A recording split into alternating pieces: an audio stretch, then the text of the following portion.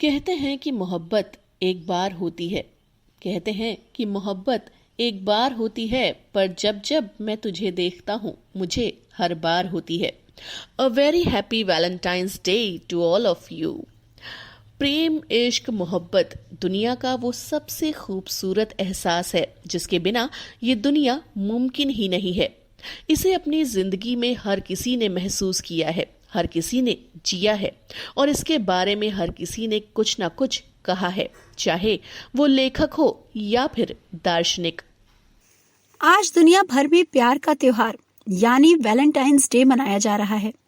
ये तो आप जानते ही हैं कि 14 फरवरी को वैलेंटाइंस डे पर आप जिनसे प्यार करते हैं उनको कुछ और खास महसूस कराने का मौका मिलता है। लेकिन हमारा मानना है कि वैलेंटाइंस डे सिर्फ गर्लफ्रेंड बॉयफ्रेंड तक ही सीमित नहीं है, क्योंकि ये प्रेम का त्योहार है। इसलिए आप जिनसे भी प्यार करते हैं उन्हें आज के दिन स्पेशल फील करवाएं, क्योंकि प्रेम किसी सीमा में नहीं बंधा होता। वो प्रेमियों से, दोस्तों से, माता पिता से, भाई बहनों से, हर उस प्राणी से हो सकता है जिसे आप पसंद करते हैं। वैसे तो साल का हर दिन खास होता है और अपने प्रेम को जाहिर करने के लिए हर दिन सही होता है, लेकिन आज का दिन इसलिए खास होता है क्योंकि आज हम प्रेम के गॉडफादर कहे जाने वाले सेंट वैलेंटाइन को भी याद करते हैं। उनकी कोशिशों, उनकी कुर्बानी को याद करते हुए आज के दिन को उसी प्रेम से भरने की कोशिश करते हैं जिसकी रक्षा के लिए उन्होंने अपनी कुर्बानी दे दी। तो उनके इसी प्रयास को याद करते हुए आरएसवीआई इस वैलेंटाइंस डे पर आपसे रूबरू करा रहा है कुछ ऐसे एक्स्ट्रा ऑर्डिनरी कपल्स को जिन्होंने विकलांगता की बाउंड्रीज को पीछे छोड़ते हुए एक दूसरे के प्रति अपने प्रेम, विश्वास और सपोर्ट से प्रेम की नई परिभाषाएं रची। नमस्कार, मैं प्रदीप कुमार गंगवार हूँ। मैं स्पर्श राजकीय बालिका इंटर कॉलेज लखनऊ में सहायक संगीत अध्यापक के पद पर कार्यरत हूँ। मैं और मेरी पत्नी दोनों ही पूर्ण रूप से दृष्टिबाधित हैं और हम दृष्टिबाधिता की समस्या के साथ अपने जीवन को सरलता और सफलता के साथ आगे बढ़ा रहे हैं। मेरे साथ साथ पत्नी एवं 2 अन्य बच्चे भी हैं। हम अपने दोनों बच्चों के साथ परिवार में सुख और समृद्धि पूर्वक जीवन व्यतीत कर रहे हैं। हम दोनों ही सरकारी सेवा में हैं। ऐसी स्थिति में सरकारी सेवा के साथ साथ अपने पारिवारिक उत्तरदायित्वों को निभाने में हम दोनों को एक दूसरे की कदम कदम पर आवश्यकता होती है और एक दूसरे को पूरा सहयोग करते हुए अपने उत्तरदायित्व हम सब सुगमता के साथ निभा पाते हैं। घर में होने वाले कार्यों की दृष्टि से यदि पत्नी कोई कार्य कर रही हैं तो मैं उन्हें सहयोग करते हुए उसमें हाथ बटाने का प्रयास करता हूँ या दूसरा कार्य करके उनके कार्य को हल्का करने का कार्य करता हूँ। ऐसे ही वो भी मेरे कार्यों में सहयोग करके अपनी पूरी सहभागिता निरंतर निभाती हैं। बच्चों की देखरेख, उनका संपूर्ण संपोषण हम दोनों परस्पर एक दूसरे के साथ कंधे से कंधा मिलाते हुए करने में सफल हो रहे हैं। कहने का तात्पर्य ये है कि हमें दृश्य दिव्यांगता के साथ अपने पारिवारिक जीवन को व्यतीत करने में वे समस्याएं नहीं आती जिनसे भयभीत होकर या जिनसे विचलित होकर हम अपने परिवार का संचालन न कर सकें। इस संदर्भ में मेरा ये मत है कि संपूर्णता किसी के जीवन में नहीं होती, इसलिए हम दोनों भी दृश्य दिव्यांगता की सीमा के साथ जीवन व्यतीत कर रहे हैं और परमेश्वर की कृपा से ठीक प्रकार से भली भांति उचित और समुचित रूप से हम दोनों अपने सफ़र को एक दूसरे के साथ सहयोग करते हुए सफलतापूर्वक आगे बढ़ा रहे हैं। मैं आप सबसे ये अपील या आह्वान करता हूँ कि दोनों दृष्टि दिव्यांग होते हुए भी यदि आपको अपने परिवार का संचालन करना हो तो उससे विचलित बिल्कुल ना हो, उससे विस्मित बिल्कुल ना हो। परमेश्वर की कृपा है, उन्होंने हम सबको इस धरातल पर भेजा है तो हमारे जीवन को संचालित करने में भी उनकी पूरी छत्र छाया हम सब पर रहती है, ऐसा मेरा विश्वास है। इसी के साथ आप सबको वैलेंटाइन डे की मेरी ओर से हार्दिक शुभकामनाएं। स्वस्थ रहिए, सुखी रहिए और एक दूसरे के लिए परस्पर प्यार लुटाते रहिए। मेरा नाम वर्षा सिंह है और मैं स्पर्श राजकीय दृष्टिबाधित बालिका इंटर कॉलेज मोहान रोड पर संगीत अध्यापिका जेटीसी के पद पर कार्यरत हूँ। मेरी शादी को लगभग 8 वर्ष कंप्लीट हो चुके हैं।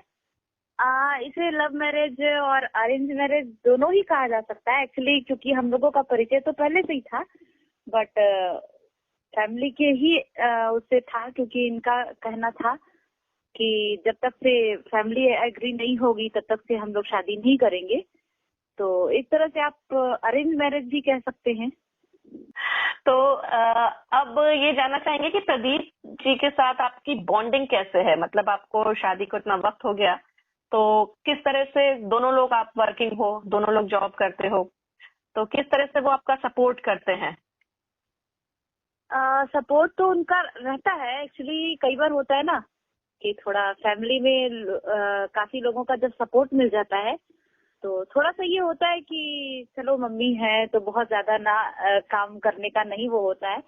बट जब हम लोग अकेले थे या जब अभी भी जब हम लोग साथ में होते हैं और बच्चों के प्रति उनका लगाव अच्छा है, तो कभी कभी होता है कि हम लोग अकेले हैं, कोई काम नहीं हो रहा है तो मिल बांट के हो जाता है। ऐसा कोई प्रॉब्लम नहीं है कि नहीं हम लोग वर्किंग है दोनों तो सिर्फ हमें ही काम करना है, या फिर अगर अगला कोई फ्री नहीं है तो तुम्हें ही काम करना है। जबरदस्ती ऐसी कोई नहीं है।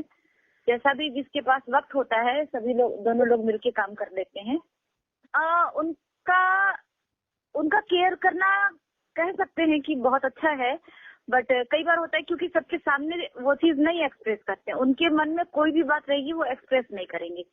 प्रॉब्लम उनके साथ ये है कि कई बार होता है जैसे कोई समझाने वाली बात भी होगी ना तो वो गुस्से में ही बोलेंगे। तो कई बार हम कहते भी है कि हमेशा कोई बात को नॉर्मली भी कही जा सकती है ना, तो क्यों गुस्सा करना हर चीज के। कहे तुमको सीधी बात समझ में ही नहीं आती, इसलिए कभी कभी टेढ़ा ही बोलना पड़ता है। तो ये सब चीजें होती हैं। बट कभी अक्सर होता है कि चाहे स्कूल में भी हो, अगर कोई गलत काम होता है, क्योंकि हम लोगों का दोनों का वर्किंग प्लेस एक ही है, तो होता है जैसे साथ में काम करने में कभी कोई मिस्टेक हो जाती है, कई बार बचाव करने की कोशिश की जाती है। तो कुल मिला के ये कहा जा सकता है कि केयर करते हैं, और जहाँ भी हो, जहाँ गलत होता है वहाँ गलत से बोलते भी। ये चीज सच्ची है कि कोई भी चीज सबके सामने नहीं बोली जाती, पर बाहर तो कह सकते हैं कि नारियल जैसे हैं, बाहर से सख्त हैं और अंदर से नरम हैं। बिल्कुल बिल्कुल बिल्कुल बिल्कुल। ठीक है। अच्छा, आप लोग क्योंकि साथ में काम भी करते हैं तो कितनी मतलब परेशानी होती है या आसानी होती है? क्योंकि कहा जाता है ना कि रिलेटिव या फ्रेंड्स को साथ में काम नहीं करना चाहिए। तो बिल्कुल नहीं, बिल्कुल हम लोग ये मानते हैं, दोनों ही लोग मानते हैं। क्योंकि कई बार होता है कि अब जैसे साथ में है, एक ही स्कूल में है, तो कुछ चीजें ऐसी होती हैं कि जब जेंट्स और लेडीज दोनों साथ में है तो कभी कभी कुछ ऐसे पल आ जाते हैं, कुछ ऐसे हंसी मजाक के वो आ जाते हैं कि जब मतलब फैमिली से रिलेटेड आ जाते हैं ना, तो उस समय आपको लगता है, हमें भी लगता है कि यार साथ में नहीं होना चाहिए। क्योंकि साथ में रहने से कुछ बातें होती हैं भाई कि हम लोग सामने तो बोल लेते हैं, उस समय हम लोग ये नहीं सोचते कि सामने अगला इंसान भी है, पर उसका परिणाम तो घर आने के बाद ही पता चलता है ना। तो इसलिए होता है कि हंसी मजाक हो चाहे कोई भी चीजें हो तो साथ में नहीं होना चाहिए कई बार। पर कई बार होता है कि हाँ, जब ऐसी जैसे अभी मैंने अपनी घटना शेयर की तो उससे ये लगता है कि नहीं यार, साथ में रहना भी ठीक है। मतलब क्योंकि फायदा भी है, नुकसान भी है। बिल्कुल। आप चाहो तो हर दिन को वैलेंटाइन डे के हिसाब से सेलिब्रेट करो, और किसी एक दिन को विशेष मान के कोई चीज करना तो अच्छी बात नहीं है ना। मतलब जो आपके मन में है, जैसे तो कि कभी कभी होता है कि जब तीज या करवा चौथ का व्रत आता है, तो क्योंकि मेरा दोनों व्रत होता है, तो कहते क्या है महिलाएं ये 365 दिन आदमियों से लड़ाई करेंगी, एक दिन के लिए व्रत करती है, इससे अच्छा है कि व्रत मत किया करो। एक गिफ्ट लेने के लिए महिलाएं व्रत करेंगी। तो ये सब चीजें मतलब उनका ये मानना है कि ऐसा चीज नहीं होना चाहिए। पर एक जैसा फील करो, एक जैसा सेलिब्रेट करो, वो ज्यादा अच्छा है। वो दिल है मेरा, है दुआ बस इस दिल की। वो दिल है मेरा, है दुआ बस इस दिल की। वो चाहे मुझे मेरे दिल से भी ज्यादा। वो चाहे मुझे मेरे दिल से भी ज्यादा। इश्क कुछ ऐसा ही तो होता है। कभी आप इश्क को पाकर मुकम्मल हो जाते हैं, तो कभी आपका इश्क बस आपके आसपास ही रहे तो भी आप उसे मुकम्मल समझ बैठते हैं। मेरा नाम निम्मी सिंह है और मैं इस समय INB मिनिस्ट्री के थ्रू ऑल इंडिया रेडियो में पोस्टेड हूँ और हमारी मैरिज 19 अप्रैल 2017 में हुई है और हमारी मैरिज वैसे अरेंज मैरिज ही है और कुछ मंथ 1-2 मंथ पहले हमने किसी के थ्रू एक दूसरे को जाना था और हमें एक दूसरे को जानने का मौका मिला। उसके बाद अप्रैल में हमारी मैरिज हो गई और मेरे हस्बैंड बहुत हम दोनों की बॉन्डिंग बहुत अच्छी है और बहुत सपोर्ट भी करते हैं। एक्चुअली हल्की सी विजन है एज अ मतलब मेरे कंपैरेटिवली थोड़ी सी है, तो मुझे कभी अकेले कहीं आने जाने नहीं देते या मतलब ऑफिस तो ऐसे तो हम आते जाते हैं, बट कहीं दूर जाना है या ऑफिस के अलावा किसी काम के लिए जाना है बेबी के ही, तो हम साथ में ही जाते हैं। कहीं मार्केटिंग वगैरह के लिए भी हम साथ में ही जाते हैं। कभी हम अकेले नहीं होते, मतलब जो भी काम हम करते हैं साथ में मिलकर ही करते हैं। और हमारी ये हमारा 5th वैलेंटाइन डे है, क्योंकि जब हमारी मैरिज हुई थी तो सबसे पहले मतलब पेरेंट्स के साथ मिलने के बाद अकेले में तो 14 फेब को ही हम पहली बार मिले थे। अच्छा, यानी आपके लिए काफी इम्पोर्टेंट है। तो आप क्या मैसेज देना चाहेंगी? उससे पहले आपने बताया आपका बेबी है, कितना बड़ा बेबी है आपका? 2.5 साल की हो जाएगी मार्च में। अच्छा, 2.5 साल की हो जाएगी। तो आप दोनों वर्किंग में हैं और बेबी भी है, तो कैसे मैनेज होता है सब कुछ? वैसे तो हमारा मतलब मेरा 9-9:30 से 6 o'clock का ऑफिस आवर है और इनका 10 से 5 का, तो फिर हमने 24 आवर्स का मेड रखा है अभी फिलहाल तो। बट हमारी बेबी भी हमें बहुत सपोर्ट करती है और छोटे छोटे काम हम इसको अभी से सिखा भी रहे हैं, तो बहुत हेल्पफुल है हमारी बेबी भी हमारे लिए। अच्छा, हर छोटे छोटे काम करती है हमारे साथ। तो जब मम्मी पापा इतने सपोर्टिव हैं तो बेबी तो होगी ही। बस मैं यही प्रे करती हूँ कि हमारी जोड़ी यूं ही अच्छे से बनी रहे और हम एक दूसरे को सपोर्ट करते हुए आगे बढ़ें। और अदर लोगों को भी यही मैसेज देना चाहती हूँ कि आपस में एक दूसरों के साथ प्रेम व्यवहार बहुत अच्छे से बना रहे, एक दूसरों को हम अच्छे से समझें और समझ पाएं। अगर कहीं कुछ चूक भी हो तो उसको हम दोनों मिलकर अच्छे से डील करें। हेलो, मेरा नाम सरोज कुमार है। मैं इस वक्त bank of India parliament branch में एज ए क्लर्क कार्यरत हूँ और मेरी शादी का अभी 5 साल पूरे कंप्लीट हो चुके हैं। तो हम दोनों की बॉन्डिंग कह सकते हैं कि काफी हद तक ठीक ठाक है और बॉन्डिंग का ठीक ठाक होना ये डिपेंड करता है कि आपस में एक दूसरे का अंडरस्टैंडिंग किस तरह का है। तो अभी तक तो हम दोनों का अंडरस्टैंडिंग सही है। इन फ्यूचर क्या होगा आई डोंट नो, सब कुछ अच्छा होगा ऐसा होप करते हैं कि इन फ्यूचर भी अच्छा ही हो। वही कि अगर अंडरस्टैंडिंग अच्छी होती है तो दोनों एक दूसरे को सपोर्ट भी करते हैं, चीजें समझते भी हैं। हाँ, रही बात कई बार क्या होता है छोटी छोटी चीजों को इशू बना करके, तो इतना कई बार ये भी वो निगलेक्ट कर देती है, कई बार हम भी निगलेक्ट करते हैं। तो जब फैमिली में आते हैं तो इस तरह की चीजों को लेके करना पड़ता है सब चीजें। जब छोटी सी बेबी है तो उसको उसके साथ भी दोनों मिलकर के डील करते हैं। जी।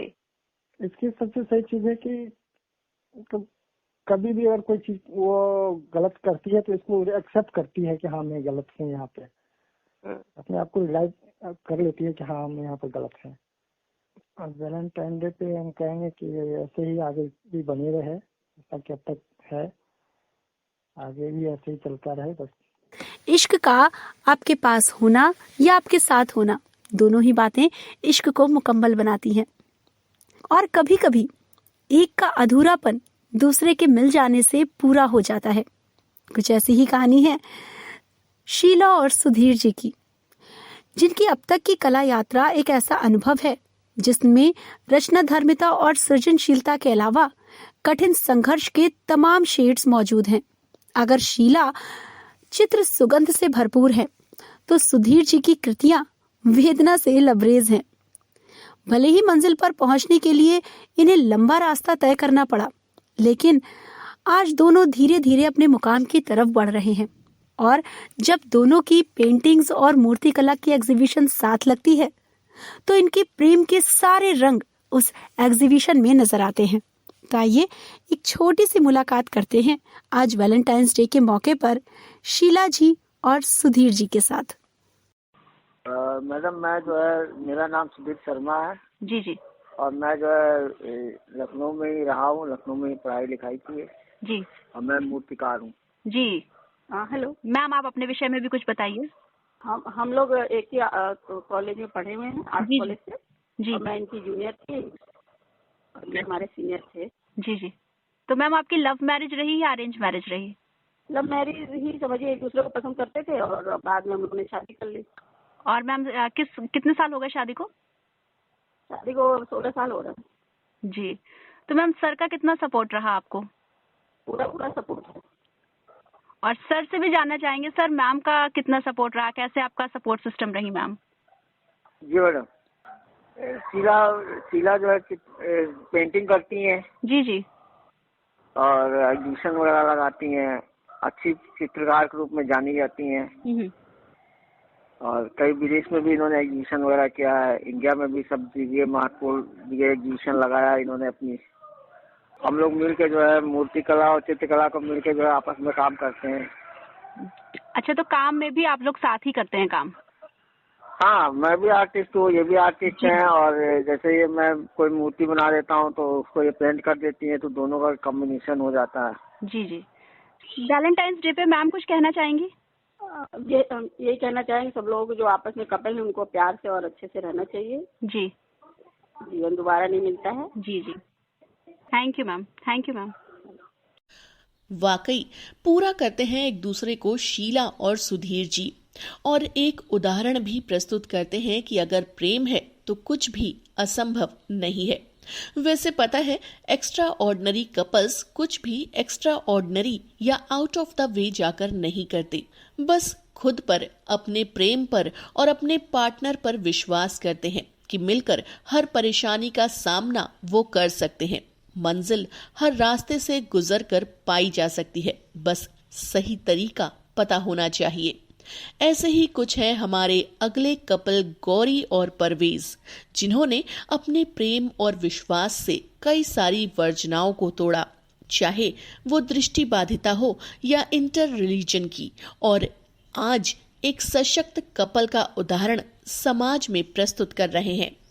नमस्कार, मैं गौरी सेन बात कर रही हूँ लखनऊ से, और मैं पिछले 12 सालों से Ministry of Defence Research and Development Organisation में जॉब करती हूँ, और इसके अलावा मैं All India Confederation of the Blind की सेक्रेटरी हूँ प्रेजेंटली, और इसकी जो एक मैगजीन है AICB की पॉपुलर हिंदी मैगजीन जिज्ञासा, उसके एडिटर के तौर पे भी मैं काम कर रही हूँ पिछले 4.5 साल से। हाँ जी, मेरी शादी को ये 2011 में हुई थी, तो लास्ट ईयर हमने जब 27 सितंबर को अपना 10th एनिवर्सरी सेलिब्रेट किया था। जी जी, मेरी लव मैरिज है और बहुत ही अगर सोशली देखा जाए तो बहुत ही कठिन वाली लव मैरिज है, क्योंकि मैं हिंदू हूँ और मेरे हस्बैंड मुस्लिम हैं, तो हम इसको एक इंटर रिलीजियस मैरिज भी कह सकते हैं। तो स्पेशल मैरिज एक्ट के तहत हमने ये शादी की और मेरे हस्बैंड भी अलुमनाई हैं। 2007 से मैं उन्हें जानती थी, लेकिन 9 से हमारी थोड़ी मतलब बातचीत शुरू हुई अच्छे से, कोर्टशिप वगैरह 2 साल चली और फिर उसके बाद 2011 के सितंबर में हमने शादी की। तो जैसा कि आपने बताया कि आपकी इंटर रिलीजन मैरिज है, तो आपको बहुत सारी समस्याओं का, जैसी हमारी सोसाइटी है, बहुत जी सारे विरोधों का भी सामना करना पड़ा होगा। हाँ, सबसे पहले तो बिल्कुल सही कहा आपने। सबसे पहले तो फैमिली के लेवल पे होते हैं ये, तो वो तो रहे ही। मेरी फैमिली में थोड़ा कम था, क्योंकि मेरी फैमिली में क्रिश्चियन लोगों में मैरिज हुई है, मतलब इंटर रिलीजियस मैरिजेस के एग्जाम्पल हैं मेरी फैमिली में 3-4, तो इसीलिए वो कंपैरेटिवली कम था। फिर भी मुस्लिम को लेके तो बहुत ज्यादा दिक्कत थी और लेकिन वो धीरे धीरे सॉर्ट आउट हो गई। लेकिन परवेज की फैमिली में मतलब मेरे हस्बैंड का नाम मोहम्मद परवेज है, तो उनकी फैमिली में बहुत ज्यादा था। तो उसको भी हम दोनों ने मिल के पहले उन्होंने हमारी काउंसलिंग करनी चाहिए, तो कुछ हो नहीं पाया, फिर हमने उनकी काउंसलिंग करी तो उसमें कुछ पॉजिटिव निकल के आया और फाइनली मतलब हम लोग अपनी फैमिली को कन्विंस कर पाए, मतलब कुछ ऐसा हमें अलग से कदम नहीं उठाना पड़ा गलत, और हम उनको मना पाए अपनी शादी के लिए। दिक्कतें तो आई और हाँ अभी भी आती है। लोग अभी भी समझ नहीं पाते हैं। संगठन में जहाँ मैं काम करती हूँ, ऑफिस में लोगों की अलग अलग सोच होती है, लेकिन इतना भी मुश्किल नहीं है जब 2 लोगों के बीच में कोऑर्डिनेशन अच्छा हो, बॉन्डिंग ठीक ठाक हो, तो हम समाज को और समाज की सोच को भी काफी हद तक बदल सकते हैं, ऐसा मैं मानती हूँ। तो हम दोनों ही लोग वर्किंग हैं, जैसा कि मैंने अपने बारे में तो बताया ही, और मेरे हस्बैंड भी बैंक में हैं, जॉब करते हैं इंडियन बैंक में। पहले इलाहाबाद बैंक हुआ करता था, अब मर्ज होके इंडियन बैंक हो गया, तो उसमें सीनियर मैनेजर हैं वो। तो बहुत सारे चैलेंजेस भी होते हैं बीइंग विजुअली इम्पेयर्ड, अपने बच्चे की स्टडीज को मैनेज करना आजकल तो पेंडेमिक में। लेकिन क्योंकि बॉन्डिंग अच्छी है, और बॉन्डिंग मैं कहूंगी कि ऐसी नहीं है जैसी एक पति पत्नी के बीच में होती है, वैसी ना हो के शायद जैसी एक दो दोस्तों के बीच में होनी चाहिए वैसी है, तो उससे काफी कंफर्टेबल हो जाती है सिचुएशन। और तभी मैं भी सोशली, जैसे मैंने आपको बताया कि मैं आईसीबी में एक्टिव हूँ या अदर ऑर्गेनाइजेशंस के साथ एक्टिव रह पाती हूँ, या अपना राइटिंग वगैरह या बाकी चीजें कर पाती हूँ, अदर रिस्पॉन्सिबिलिटीज हैंडल कर पाती हूँ, तो क्योंकि उनका सपोर्ट है और एक ऐसी बॉन्डिंग है कि अगर आज मैं कहीं बाहर आई हूँ किसी प्रोजेक्ट के काम से, क्योंकि एआईसीबी के सेक्रेटरी होने के नाते मुझे उसके अलग अलग जो प्रोजेक्ट्स हैं बहुत सारे, उनको भी देखना रहता है। तो अगर मैं आई हूँ किसी सीबीआर प्रोजेक्ट के काम से 2 दिन के लिए 4 दिन के लिए, तो पीछे मेरे हस्बैंड ही सब कुछ मैनेज करते हैं। मतलब उनको कोई एक्सपेक्टेशन ऐसी बहुत ज्यादा मुझसे ये नहीं रहती जो जनरली होती है कि भाई एक लेडी है ये, तो ये जाके किचन में ही खाना बनाए। बल्कि कई बार तो मैं कहीं किसी प्रोजेक्ट से लौट रही होती हूँ तो वही मुझे खाना निकाल के सर्व कर देते हैं, कई बार चाय हम लोगों को बना के पिला देते हैं जितना पॉसिबल है। तो एक दोस्त की तरह अगर हम लोग रहे, मतलब लाइफ पार्टनर भी, तो जिंदगी मेरे ख्याल से बहुत आसान हो जाती है जब हम जेंडर्स में बांटने लगते हैं चीजों को, कि भाई ये महिला है तो ये यही काम करेगी, ये पुरुष है तो वो बाहर का ही काम करेगा, तो तब बहुत डिफिकल्ट होने लगती है चीजें। तो यही मैं कहूंगी, और दूसरे कपल्स को भी मैं यही मैसेज देना चाहूंगी कि दोस्ती बहुत जरूरी है हमारे वैवाहिक जीवन में। जीवन साथी सचमुच एक जीवन साथी ही होता है, उसको केवल हम पति पत्नी के ओहदे से मतलब ना कंपेयर करें। यही है कि जैसे मैंने आपको कहा कि बहुत ज्यादा कोई एक्सपेक्टेशन नहीं है, और मेरे साथ भी मतलब यही है कि अगर वो कहीं बिजी हैं तो हम लोग एक्चुअली चीजों को बांट लेते हैं, तभी वो हो पाता है। अगर वो कहीं बैंक से रिलेटेड काम में कहीं बिजी हैं या उनको बहुत सारी स्टडी करनी पड़ती है, 2-3 प्रमोशन लिए उन्होंने, तो जाहिर है कि प्रमोशन से पहले उनको और उससे पहले भी अप टू डेट रहने के लिए बैंकिंग रिलेटेड चीजों में बहुत स्टडीज करनी पड़ती है। तो उस टाइम पे मुझे थोड़ा फैमिली को ज्यादा टाइम देना रहता है, तो इस तरीके से हम ऑल्टरनेट कर लेते हैं। और उनके बारे में विश्वास मैं कह सकती हूँ कि उनको ट्रस्ट है मुझ पे बहुत ज्यादा। ये चीज मुझे अच्छी लगती है कि मैं कहीं भी जा रही हूँ कैसे भी, उनको पता है कि ये कोई बहुत गलत स्टेप नहीं लेगी, या अगर लेगी भी तो मुझसे शेयर करेगी। इस तरह की चीजें हैं। तो बाकी तो और सबसे ज्यादा ट्रस्ट बहुत जरूरी है वैवाहिक। जी, हाँ शायद ये भी एक मजबूती का, एक सुदृढ़ रिश्ते को बनाए रखने के लिए बहुत जरूरी चीज है कि ट्रस्ट हो और हम एक दोस्ताना व्यवहार रखें, संबंध रखें। तो बस यही कहना चाहूंगी कि बस इसी तरह हम दोनों एक दूसरे का साथ देते रहे और वो भी मेरा साथ देते रहे, और हम लोग इसी तरह जिंदगी को मतलब जिएंगे खूबसूरती से और दूसरों के लिए भी एग्जाम्पल सेट करेंगे। मैं मोहम्मद परवेज बात कर रहा हूँ। अभी मैं लखनऊ में इंडियन बैंक में सीनियर मैनेजर हूँ।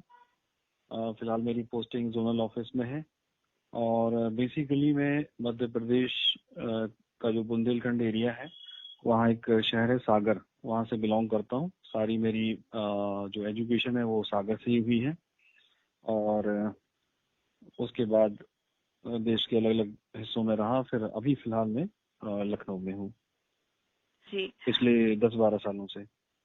परवेज जी, जैसा कि गौरी जी से भी बात हो रही थी तो उन्होंने कहा कि क्योंकि आपकी इंटर रिलीजन मैरिज है तो काफी सारी मतलब समस्याओं का, प्रॉब्लम्स का, मनमुटाव का आपको सामना करना पड़ा होगा।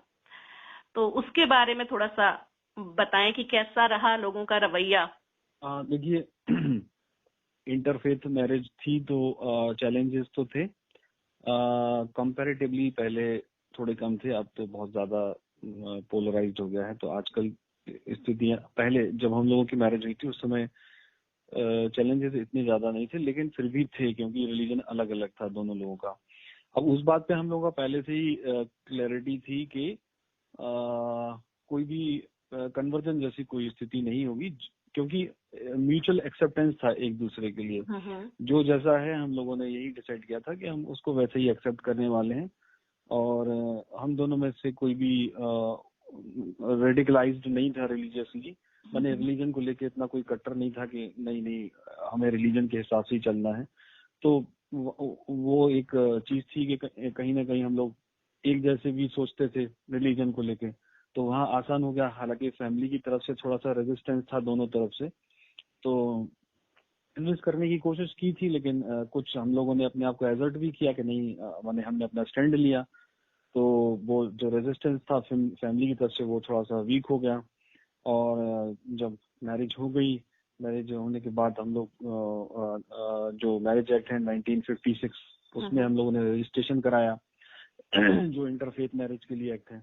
तो जब धीरे धीरे चीजें हुई तो फिर सारी चीजें नॉर्मलाइज हो गई और दोनों तरफ से एक्सेप्टेंस भी हो गया और मतलब फिर एक फैमिली की तरह से ही हो गया। वो जो शुरुआत में जो चीजें थी दोनों फैमिलीज की तरफ से वो धीरे धीरे खत्म हो गई और सब कुछ ठीक चल रहा है अभी तक आराम से। चलिए, टचवुड, चलना भी ऐसे ही चाहिए। और क्योंकि आप दोनों ही वर्किंग हैं और बेबी भी है आपका, तो कैसी बॉन्डिंग आपकी है, मतलब कैसी अंडरस्टैंडिंग है दोनों के बीच जो अच्छे से सब कुछ चल रहा है? तो ये हम लोग फैमिली में मतलब ये एक जो हम लोगों का जो कंडक्ट होता है वो एक टीम की तरह हम लोग कोशिश करते हैं काम करने का। तो यहाँ मतलब हम लोगों ने कुछ डिसाइड कर रखा है कि किसका क्या काम है, तो उस तरह से बटा हुआ है। और उसमें फिर जैसे एक दूसरे की पोजीशन लेने की बात आती है तो वो भी बीच बीच में होते रहता है। जैसे कोई आप अगर फुटबॉल, जैसे मैं एक एनालॉजी दे रहा हूँ फुटबॉल की, फुटबॉल में देखेंगे तो अलग अलग होते हैं, उसमें डिफेंडर अलग होता है, स्ट्राइकर अलग होता है, मिडफील्डर अलग होता है सबके। लेकिन ऐसा नहीं है कि डिफेंडर जो है मिडफील्डर की जगह पे जाके नहीं खेलता है, या स्ट्राइकर मिडफील्ड में आके नहीं खेलता है। तो हालांकि सबका डिफाइंड होता है रोल, लेकिन जैसे जब जरूरत होती है तो एक दूसरे की हेल्प करने भी चले जाते हैं। तो उसी तरह से हम लोग घर में करने की कोशिश करते हैं। हम लोगों ने अपने चीजें डिवाइड कर रखी हैं, लेकिन जब हमें जरूरत लगता है कि नहीं अगले को जरूरत है, वो कहीं दूसरी तरफ ज्यादा उसको टाइम देना पड़ रहा है, तो हम लोग उसकी पोजीशन पे भी जाके काम करते हैं। तो बहुत अच्छा चलता है ऐसे। तो बाकी छोटी मोटे फ्रिक्शंस तो होते रहते हैं, लेकिन वो कोई बड़ी बात नहीं है। लार्जली जो है बहुत अच्छे से मैनेज होता है सब कुछ। जी जी। ऐसी कौन सी बात या बातें हैं गौरी जी की जो आपको काफी पसंद है? देखिए, गौरी जी के साथ मैं 2009 से हूँ। 2009 से लेके 11 में हम लोगों की मैरिज हुई थी, तो और अभी 22 चल रहा है, तो तकरीबन 12-13 साल हो गए हैं। गौरी जी की कुछ बातें ऐसी रही जिससे मैंने अपने आप को मतलब एक इंसान के तौर पे काफी डेवलप किया। पहली चीज तो मुझे लगता है कि डिसेबिलिटी के एक्सेप्टेंस को लेके ही मैं हालांकि बहुत उस फील्ड में आ चुका था काफी पहले से। मैं लेट ब्लाइंड हूँ, 2002 या 3 में मैंने ट्रेनिंग वगैरह ले ली थी ब्रेल वगैरह की। लेकिन तब भी उस एक्सेप्टेंस में मुझे कहीं ना कहीं थोड़ी बहुत झिझक थी।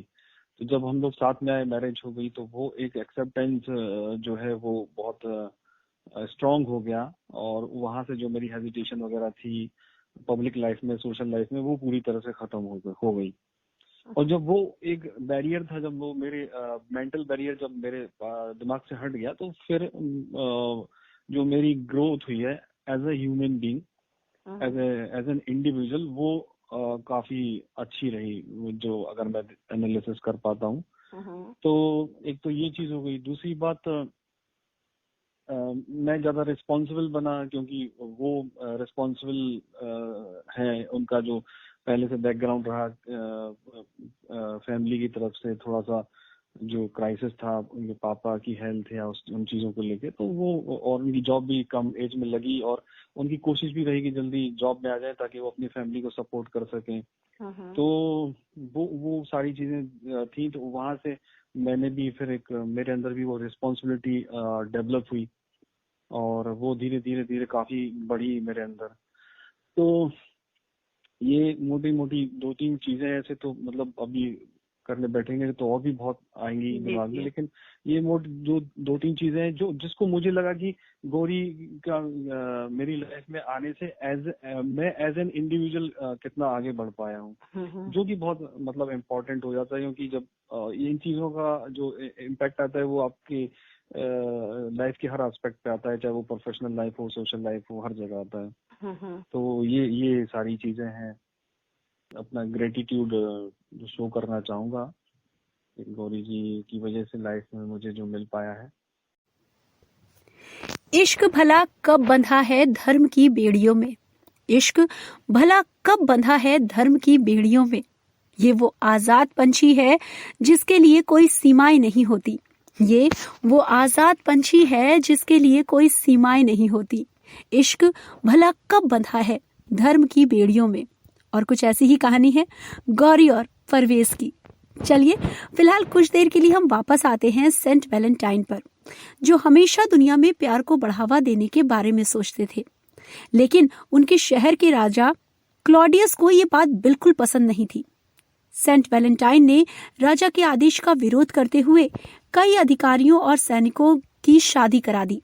राजा इस बात पर भड़क गए और उन्होंने 14 फरवरी के दिन सेंट वैलेंटाइन को फांसी पर चढ़ा दिया। उनके निधन के बाद हर साल 14 फरवरी को सेंट वैलेंटाइन के बलिदान को याद करने के लिए इसे प्यार के दिन के तौर पर मनाया जाने लगा। और यही नहीं, उनके निधन को एक खास और वजह से भी याद किया जाता है। उन दिनों शहर के जेलर की एक बेटी थी, जैकोबस। जी हाँ, उसका नाम था जैकोबस, और वो लड़की दृष्टिबाधित थी।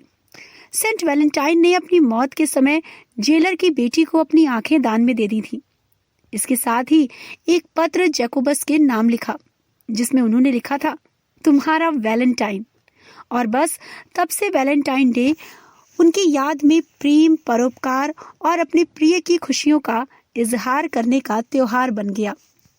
आज के दिन प्रेमी एक दूसरे की खुशियों का ख्याल तो रखते ही हैं, अपने प्रेम के सफर को सारी बाधाएं, सारी मुश्किलें पार करते हुए आगे ले जाने का एक दूसरे से वादा भी करते हैं। कुछ देर पहले मैंने आपसे कहा था कि अक्सर ऐसा होता है कि एक का अधूरापन दूसरे को पूरा कर देता है और दूसरा पूरा होकर उस अधूरेपन को प्यार से अपना लेता है। अब फिर से एक ऐसी ही कहानी सुनाने जा रही हूँ आपको, जिसमें कुछ अधूरापन तो है, लेकिन वो अधूरापन कब मिलकर पूरा हो गया, जिंदगी के सफर में इतने साल कब गुजर गए, ये पता ही नहीं चला। आइए बात करते हैं अनमोल जी और बालाजी से और जानते हैं क्या है उनके प्यार की कहानी। मेरा नाम AK शर्मा है जी। और अनमोल कृष्ण शर्मा मतलब जी सर। और हम लगभग 80 इयर्स के हैं। 2005 में रिटायर हुए थे। जी सर। तो समझ लें रिटायर हो गए और 70s में शादी हुई थी हम लोगों की। मतलब सर आपकी अरेंज मैरिज थी? अरेंज मैरिज थी? अरेंज कम लव मैरिज। लव मतलब जानते थे एक दूसरे को। जी जी जी जी। तो हम दोनों ही ब्लाइंड हैं जी। तो और हम लोग ये मानते हैं और ब्लाइंड वो खुद भी योग्य है, MA किया हुआ है, संगीत में निपुण है, गवर्नमेंट जॉब में है। हम वो गवर्नमेंट जॉब में थी। 2011 में रिटायर हुई, हम 2005 में रिटायर हुए। तो एक तरह से ठीक चल रहा है। देखिए ये सब तो अप्स एंड डाउन मैरिज में होते हैं। जी जी। परेशानी तो कोई नहीं आई जी। ये जरूर है सपोजिंग एक चीज गिर जाए तो हमें वो ढूंढने के लिए दूसरे से हेल्प लेनी पड़ती है या कहीं जाना हो। ज्यादा परेशानी हमें आई जब कोविड-19 हुआ जी। कोविड-19 के बाद एक चीज आ गई, भाई दूर रहना है, ये करना है, वो करना। तो उसमें ज्यादा फील हुआ कि हम ब्लाइंड हैं, हमारे कई लिमिटेशंस हो गई। पहले तो हम स्टेडियम में घूमने भी जाते थे और श्रद्धा जी जानती हैं हम लोग वहाँ पर आके मोती महल, राजापुरम से मोती महल हम लोग बच्चों को पढ़ाते भी थे, सोशल वर्क भी करते थे और आते जाते रहते थे। अब आना जाना मुश्किल है। अब मुश्किल हो कि एज वाइज भी और थोड़ा सड़कों पे रश भी ज्यादा होने लगा है जी। ये करीब 4-5 साल पहले की बात है। हम लोग वहाँ जाते थे। अच्छा। ऑनरेडी जाते थे जी। सर एक चीज और जानना चाहूंगी, मैम आपका सपोर्ट सिस्टम किस तरह से है? बाउंडिंग दोनों की कैसी है? जी बाउंडिंग हम लोगों की एग्जैक्ट ठीक है, एक से विचार है। हम लोग अगर यही बाउंडिंग इसी बात से समझ लो कि हम लोग कोई पैसे नहीं लेते थे, जेब से खर्च करते थे। हम जाते थे, मैं जाता था तो वो भी इसको लाइक करती थी। दोनों ब्लाइंड है जी और एक दूसरे के पूरक के रूप में काम करते हैं। जी सर। सर वैलेंटाइंस डे पे मैम से क्या कहना चाहेंगे? वैलेंटाइन हमने उसको तोड़ के बताया ना, वेल जी इन टाइम जी। तो स्पेलिंग थोड़ी फर्क हो सकती है, बोलने में यही है कि by the grace of God we are happy and we thank the God. जी सोशल वर्क भी हम करते हैं, पढ़ाते भी थे। CRC में भी ये CRC में पढ़ाया है हमने, साइटेड बच्चों को भी ब्रेल सिखाई है और ब्लाइंड बच्चों को लगभग 34 साल की सर्विस रही है। मिसेस की भी लगभग 28 साल की सर्विस है। ये तो GGIC में काम करती थी। जी जी। तो ये सारी बातें इस बात को करती है कि हम लोग के विचार एक से हैं, मिलते जुलते हैं और हम ये मानते हैं। वैसे तो लोग कहते थे कि सर्विस नहीं करानी चाहिए, इतना पढ़ा लिखा है तो सर्विस भी करनी चाहिए बिल्कुल, और अपने पढ़ाई का उपयोग भी होना चाहिए। ये हम लोग का है थोड़े में। बाकी तो वही हमने कहा ना, सीइंग इज बिलीविंग। जी। आप हमारे साथ एक कप चाय पिए तो ज्यादा सही रहेगा। जी हेलो मैम, सर ने तो आपके बारे में बहुत बता दिया, आप बताइए सर के बारे में कुछ। सर बहुत अच्छे हैं और सबसे बड़ी बात उत्साह पूर्वक जो है उत्साह देते हैं, हर चीज इंकरेज करते हैं, किसी बात में निराशाजनक कोई बात नहीं करते हैं जी। और बाकी पूरा सपोर्ट करते हैं। हमारे प्रोग्रेस में कोई बाधा नहीं कभी डाली उन्होंने और अभी भी अपना कहते हैं जो तुम्हारा मन करे वो करो। और मैगजीन्स वगैरह हम लोग मंगाते हैं, वो पढ़ते हैं। जी जी। और महिला मंच एक आता है वो पढ़ते हैं और इसके अलावा भी कई मैगजीन्स है जो पढ़ते हैं। जी। तो मैम, शादी के इतने सालों बाद आप वैलेंटाइंस डे को किस तरह से देखती हैं, क्या कहेंगी सर से? तो यही कहेंगे प्रेम सौहार्द बना रहे और अच्छा रहे। अभी तक हम लोग ठीक ही हैं। अभी 70 साल की मैं हूँ, 80-89 साल के वो हैं, तो जैसा मतलब बुढ़ापे में पूरा प्रेम सौहार्द बना रहे, यही कहना है बस, और क्या। तेरी रूह जब छुए इश्क को मैं उस लम्हे का गवाह बनूं। तेरी रूह जब छुए इश्क को मैं उस लम्हे का गवाह बनूं। जिन आँखों को नसीब हो नजदीकियां तेरी मैं वो निगाह बनूं। जिन आँखों को नसीब हो नजदीकियां तेरी मैं वो निगाह बनूं। इश्क की हर एक दास्तान बड़ी अजीब होती है। हाँ, ये अलग बात है कि इश्क की कुछ दास्तानों ने हिस्ट्री क्रिएट कर दी। आज भी इतिहास उन्हें दोहराता है। जब भी प्रेम कहानियों का जिक्र छिड़ता है तो उनकी प्रेम कहानी याद हो आती है। लेकिन इश्क की कुछ ऐसी कहानियां भी हैं जो हिस्ट्री ना बनी हो। आज हर एक प्यार करने वाला उनको भले ही ना जानता हो, लेकिन वो एक दूसरे के लिए पूरी हैं और एक दूसरे के बिना अधूरी हैं। एक ऐसी ही कहानी है अरुणी शर्मा और ममताज शर्मा की। क्या है इनकी कहानी? आइए इन्हीं की जुबान से सुनते हैं और ये भी सुनते हैं कि ये किस तरह से एक दूसरे को पूरा करते हैं। और आज वैलेंटाइन डे पर क्या है इनका खास मैसेज? मैं अरुणी शर्मा हूँ और मैं इस वक्त जय नारायण पीजी कॉलेज में लखनऊ में as associate professor department of political science में हूँ कार्यरत। और मेरी एजुकेशन दिल्ली में हुई मेनली, और दिल्ली में मैंने स्कूलिंग की जेपीएम स्कूल से, और उसके बाद फिर हिंदू कॉलेज से और दिल्ली यूनिवर्सिटी से मैंने अपना एम और उसके बाद पीएचडी मैंने की लखनऊ यूनिवर्सिटी से। और कुछ सोशल ऑर्गेनाइजेशन से भी मैं जुड़ा हुआ हूँ। मुझे एक्चुअली टेक्नोलॉजी का बहुत शौक है, तो इसलिए मैं RSVI से जुड़ा हुआ हूँ। इसके अलावा एक दृष्टि है चित्रकूट में, उससे भी जुड़ा हुआ हूँ। तो जगह जगह कभी कभी ये भी चलता है कि टेक्नोलॉजी से रिलेटेड कुछ कॉन्फ्रेंसेज वगैरह अटेंड करना और लोगों के साथ जो है इंटरेक्ट करना, लेक्चर्स वगैरह देना टेक्नोलॉजी इशूज पे, वो सब भी मैं करता हूँ। और मुझे बेसिकली घूमने फिरने का बहुत शौक है, तो मैं काफी घूमता हूँ। जब मौका लगता है तो हम लोग ट्रैवल करते हैं। अब मेरी शादी को करीब 21 साल होने वाले हैं और सफर बहुत अच्छा रहा है, काफी अच्छा लगा। हमारी अरेंज मैरिज ही थी वैसे तो, लेकिन हाँ, अरेंज मैरिज से पहले हम लोग की मुलाकात करा दी गई थी और सारी बातें जो है बिल्कुल स्पष्ट कर दी गई थी, तो उसकी वजह से जो है कभी कोई कंफ्यूजन नहीं रहा। अच्छा, बॉन्डिंग कैसी है आप दोनों के बीच में? हाँ, बॉन्डिंग हम लोग के बीच में अच्छी है, काफी अच्छी बॉन्डिंग है। और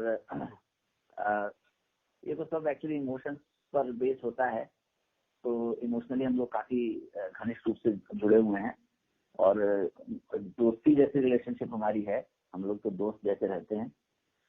और ये है कि एक दो तरह की दुनिया है, एक वो है साइटेड वर्ल्ड और एक है साइटलेस वर्ल्ड। तो उन दोनों के बीच कभी कभी थोड़ा सा सामंजस्य बैठाना पड़ता है, बस बाकी कोई ऐसी समस्या नहीं है। हम लोग तो घूमते फिरते भी बहुत हैं साथ साथ, और हर तरह से मुझे सपोर्ट मिलता है। और हम कभी कभी एक दूसरे को सप्लीमेंट भी करते हैं। कोई चीज ऐसी हो जिसको कि मैं बेहतर समझ सकता हूँ और वो देख करके बेहतर समझ सकती है, तो हम अपनी दोनों की अंडरस्टैंडिंग को बढ़ाने की भी कोशिश करते हैं और नई नई चीजें सीखने की भी कोशिश करते हैं। मैम की आपको सबसे अच्छी बात क्या लगती है? ये एक तो खाना बहुत अच्छा बनाती हैं और जनरली काफी फनी है, काफी हंसी मजाक खूब करती हैं, तो ये ये चीज जो है मुझे बहुत अच्छी लगती है। उनका खाना बनाया जो खाना है वो तो उनकी पाक कला तो बहुत ही अच्छी है। इसके अलावा उनका सेंस ऑफ ह्यूमर वगैरह भी काफी मस्त है। इस वैलेंटाइंस डे पर आप मैम को क्या कहना चाहेंगे? मैम को यही कहना चाहेंगे कि 21 साल बीत चुके हैं और इसके अलावा हम चाहते हैं ऐसी साल दर साल हम लोग साथ रहें और लाइफ को एंजॉय करते रहें। अच्छा, मेरा नाम ममता शर्मा है और मैंने शादी के बाद मैंने बीपीएड किया, फिर योग में एमए किया और मैं यही लखनऊ में ही रहती हूँ। और बॉन्डिंग हम लोगों की काफी अच्छी रही और जैसे कि शादी के बाद मतलब बोलते हैं लाइफ बिल्कुल ऐसी रही जैसे कश्मीर खूबसूरत होती है। कश्मीर बहुत खूबसूरत है और आतंक बहुत है वहाँ पे। तो शादी में भी ऐसे ही होता है कि शादी के बाद जैसे ही आप एक नए घर में आते हैं और आपकी मतलब एक अनजान लोगों के साथ एक बॉन्डिंग शुरू होती है, तो कैसे मतलब एडजस्टमेंट होते हैं बहुत सारे और बहुत सारे आपको सेक्रीफाइस करने पड़ते हैं। तो हमारा भी ऐसे ही रहा और जैसा कि मैंने बताया इंट्रोडक्शन में कि शादी के बाद मैंने अपनी 10 साल का मेरा गैप था, फिर उसके बाद मैंने पढ़ाई शुरू की। बच्चे छोटे थे और फिर मैंने बीपीएड किया तो इन्होंने मुझे काफी सपोर्ट किया। फिर मैंने योग में आने किया, फिर मुझे लगता है कि मुझे कुछ करना है। तो अब घर के बाहर मतलब एक हाउस वाइफ के लिए थोड़ा सा मुश्किल हो जाता है जब उसके बच्चे छोटे होते हैं कि अगर घर में नहीं है और थोड़े कुछ प्रॉब्लम है, जैसे कि मेरा हस्बैंड ब्लाइंड है तो उनके साथ भी प्रॉब्लम कि मुझे घर पे थोड़ा सा ज्यादा टाइम देना पड़ता है। तो फिर उन्होंने कहा कि तुम ऐसा करो घर पे ही कुछ ऐसा करो कि जो घर पे रह के ही हो जाए, बच्चे भी देख लो घर भी। तो उन्होंने मुझे सपोर्ट किया तो फिर मैंने अपना घर पे ही योगा सेंटर चलाया और शादी के बाद मैंने बीपीएड कंप्लीट किया और योग में एमए किया। तो बिना हस्बैंड या फैमिली सपोर्ट के बिना ये सब पॉसिबल नहीं है। तो हमारी बॉन्डिंग इसमें बहुत अच्छी है कि मुझे सपोर्ट करते हैं काफी कुछ मतलब करते हैं मेरे लिए। जैसे मैं नहीं हूँ तो बच्चों को देख लिया या कुछ भी मतलब खाना भी कभी कभी कर लेते हैं मैंने मिलके। तो इस तरीके से इनका सपोर्ट मेरे को मतलब काफी है। जैसे कि सर विजुअली इम्पेयर्ड हैं, आप साइटेड उससे हैं, तो क्या कुछ मतलब आपको लगता है कि आपकी लाइफ में आपको चेंज करना पड़ा या कॉम्प्रोमाइज करना पड़ा? कॉम्प्रोमाइज यही है कि मैं मतलब चाहती तो शादी मतलब मैं जैसे जॉब कर सकती थी, तो ये सब होता है। सारी ये बात भी होता है चाहे साइटेड हो या फिर अगर आप फैमिली सपोर्ट नहीं है या फिर आपको ज्यादा घर पे रहना पड़ता है तो आप मतलब विजुअली इम्पेयर्ड है तो घर आपको थोड़ा सा ज्यादा देखना पड़ेगा और वो चीजें देखनी पड़ेगी जो आपके एक बार को हस्बैंड साइटेड होते हैं वो देख लेते हैं या फिर तो वो आपको थोड़ा सा मैनेज करना पड़ता है। सर की सबसे अच्छी बात आपको क्या लगती है? सबसे अच्छी बात ये लगती है कि ये हमेशा खुश रहते हैं और इनको हमेशा घूमने के लिए मतलब तैयार रहते हैं कि बस नहीं अब चलो अब थोड़ा सा दिन 1 महीना हो गया नहीं अब घूम के आना चाहिए। तो ये लेडीज हमेशा घर में सेक्रीफाइस करती रहती हैं कि उनके शिकायत रहती है उनको कि कहीं घुमाते नहीं है, ले जाते नहीं है। तो वो ये इतना नहीं जाते हैं कि मेरे को मना करना पड़ता है कि नहीं अब थोड़े दिन के बाद जाएंगे। तो इनको हमेशा मतलब कुछ नया करने की, घूमने की, नई चीजें देखने की मतलब बहुत इनको इच्छाएं रहती हैं और मुझसे भी कहते हैं कि नहीं कुछ बड़ा करो, कुछ अच्छा करो और हमेशा सीखते रहो। मतलब कोई भी एज नहीं है, आप सीखते रहो। तो ये हमेशा मतलब एक नई चीजें सीखने के लिए हमेशा प्रेरित करते रहते हैं लोगों को। तो इनकी ये बहुत अच्छी लगती है मुझे। मैं बस यही कहना चाहूंगी कि ये जैसे हैं ऐसे ही रहें और हमेशा यंग रहें और घूमने की इनको बहुत इच्छा है। तो भगवान से भी प्रार्थना करूंगी कि ये कुछ ऐसा करना चाहते हैं जो किसी ने ना करे किया हो और कुछ बड़ा ऐसा, तो भगवान इनकी इच्छा पूरी करे और ये हमेशा खुश रहे और घूमते रहें। इनको घूमने का बहुत शौक है तो कुछ ना कुछ भगवान इनको ऐसे मौके दे कि ये कुछ अच्छा और कहीं नई नई जगह एक्सप्लोर करे। बिल्कुल सही कहा अरुणी जी और ममता जी ने। कि शादीशुदा जीवन बिल्कुल कश्मीर की तरह है, जो खूबसूरत भी बहुत है और वहां आतंकवाद का खतरा भी बहुत है। लेकिन फिर भी अगर आपसी प्रेम और विश्वास मजबूत हो तो उस आतंकवाद से बचते हुए कश्मीर की खूबसूरत वादियों का सदा आनंद लिया जा सकता है। तो उम्मीद है कि आपको हमारा ये प्रयास पसंद आया होगा, जो प्रेम के साथ साथ एक उदाहरण भी प्रस्तुत करता है कि नामुमकिन कुछ भी नहीं है। कोई कहता है मोहब्बत नशा बन जाती है, कोई कहता है मोहब्बत नशा बन जाती है, और कोई कहता है कि मोहब्बत सजा बन जाती है। पर मोहब्बत अगर सच्चे दिल से करो तो मोहब्बत जीने की वजह बन जाती है। याद रखिए, अगर आपको भी किसी से इश्क है, किसी से मोहब्बत है, तो आज मौका भी है और दस्तूर भी है, अपने प्यार का इजहार कर दीजिए। और हाँ, वो लोग जो काफी सालों से इस मोहब्बत को जीते आए हैं, उनके लिए भी मोहब्बत अभी पुरानी नहीं हुई है। कहते हैं ना, पुरानी शराब ज्यादा नशा देती है। तो आज आप भी इश्क का दस्तूर निभाइए और आज इजहार मोहब्बत कर दीजिए, क्योंकि वक्त वक्त पर अगर इजहार मोहब्बत करते रहा जाए तो इश्क की नरमियाँ, उसकी ताजगी और उसकी खुशबू बनी रहती है। आज आपको एक बार फिर से वैलेंटाइंस डे की हार्दिक शुभकामनाएं, और दुआ करते हैं हम कि ये मोहब्बत, आपकी मोहब्बत सदा जवां रहे, सदा खिलती रहे और दूसरों के लिए एक इंस्पिरेशन बने। नमस्कार।